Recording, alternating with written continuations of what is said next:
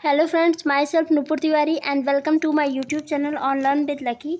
आज की अपने इस क्लास में हम डिस्कस करने वाले हैं सेल बायोलॉजी के कुछ की पॉइंट्स। जैसे first saw a live cell, पहली बार एक लिविंग सेल को किसने देखा था, तो वो थे एंटोनी वॉन ल्यूवेनहॉक। जैसे और अगर हम पहले ये देखें कि कोशिका को सबसे पहले किसने देखा था, यानी अ सेल फर्स्ट ऑब्जर्व या फिर एक सेल की पहली बार डिस्कवरी किसने की थी, तो वो की थी रॉबर्ट कोच ने। एक कॉर्क सेल थी, तो उसमें उन्होंने देखा था, वो एक डेड सेल थी, तो उसमें उन्होंने सेल को ऑब्जर्व किया था और इन्होंने ही उसे पहली बार सेल नाम दिया था। क्योंकि जो जैसे हम एक होल रूम को भी सेल बोल सकते हैं, तो उन्होंने उसमें कुछ ऐसा स्ट्रक्चर देखा जिसे इन्हें ऐसा लगा कि ये एक खाली कमरे के जैसा दिख रहा है, इसलिए इन्होंने इसे सेल नाम दे दिया था। तो नेक्स्ट हम देखते हैं cell theory was first given by, ये कौन थे जिन्होंने पहली बार सेल थ्योरी दी थी, तो ये मैल्थियस स्लाइडन एंड थियोडोर कौन थे, सॉन। जो स्लाइडन थे वो बॉटनिस्ट थे एंड जो सॉन थे वो जूलॉजिस्ट थे। तो आप इसे ऐसे लर्न कर सकते हो, सॉन से स्वान, हम संस्कृत में कुत्ते को स्वान बोलते हैं, तो कुत्ता जूलॉजी से रिलेटेड होता है, तो सॉन जूलॉजिस्ट थे और स्लाइडन क्या थे, बॉटनिस्ट थे। दोनों अलग अलग जगह पे इसी पे वर्क कर रहे थे, ये प्लांट पे कर रहे थे और इन्होंने एनिमल पे ये वर्क किया था। एक्सेप्शन ऑफ सेल थ्योरी, तो इसका एक्सेप्शन क्या था सेल थ्योरी का, जो इन्होंने सेल थ्योरी दी थी, तो वायरस।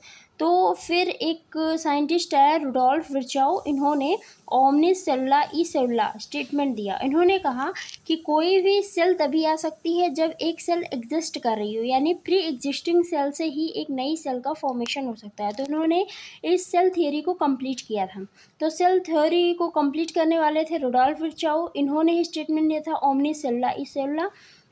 लॉन्गेस्ट सेल कौन सी होती है, तो human nerve cell longest cell होती है। स्मॉलेस्ट सेल कौन सी होती है, तो माइकोप्लाज्मा होती है। लार्जेस्ट सेल कौन सी होती है, स्ट्रेच एग होता है। यूनिसेलर सेल कौन सी होती है, yeast diatoms acetabularia. Type of cell कितने टाइप की होती है, प्रोकैरियोटिक होती है, मीजोकैरियोटिक होती है एंड यूकैरियोटिक होती है। इसमें कैरियन का मतलब होता है न्यूक्लियस, प्रो का मतलब होता है प्रिमिटिव, यानी जो प्रिमिटिव न्यूक्लियस है। यू का मतलब होता है ट्रू, कैरियन का मतलब होता है न्यूक्लियस, यानी इसमें ट्रू न्यूक्लियस पाया जाता है। डबल मेम्ब्रेन बाउंड स्ट्रक्चर का न्यूक्लियस प्रेजेंट होता है। Cell wall present in plant cell wall, अगर हम डिफ्रेंशिएट किया एनिमल प्लांट सेल में, तो सेल वॉल प्रेजेंट होती है प्लांट सेल में, प्लास्टिड प्रेजेंट होता है प्लांट सेल में, जबकि एनिमल सेल में एब्सेंट होता है। In plant cell wall made up by cellulose, जो प्लांट सेल होता है सेलुलोज की बनी होती है। और वहीं हम अगर फंजाई की सेल वॉल देखें तो काइटिन की बनी होती है। अगर हम बैक्टीरिया की सेल वॉल देखें, bacterial cell wall is made up by peptidoglycan. Middle lamella is made up of calcium and magnesium and pectate. जो मिडिल लैमिला बन जाता है, जो एक सेल को दूसरे सेल से कनेक्ट करने का काम करता है। सेल वॉल मटेरियल सिंथेसाइज इन, जो सेल वॉल मटेरियल होता है वो कहाँ पे सिंथेसाइज होता है, तो वो हमारे गोल्जी कॉम्प्लेक्स या गोल्जी बॉडीज में सिंथेसाइज होता है। क्यूटिन एंड सुब्रिन सिंथेसाइज इन स्फेरोसोम, जो स्फेरोसोम होता है वहाँ क्यूटिन और सुवेरिन क्या होता है, सिंथेसाइज होता है, सुवेरिन और cutin. Cement between two cell, जो सीमेंट होता है दो सेल के बीच में, उसे मिडिल लैमिला बोलते हैं, यानी एक सेल को दूसरे सेल से कनेक्ट करके रखता है। ये बनता किससे है, ये calcium and magnesium and pectate से बनता है। इंडोप्लाज्मिक रेटिकुलम, इसके 3 पार्ट होते हैं, सिस्टर्नी और वेसाइकल और tubule.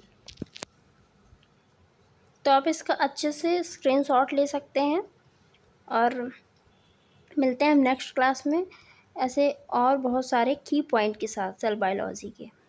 Thank you so much.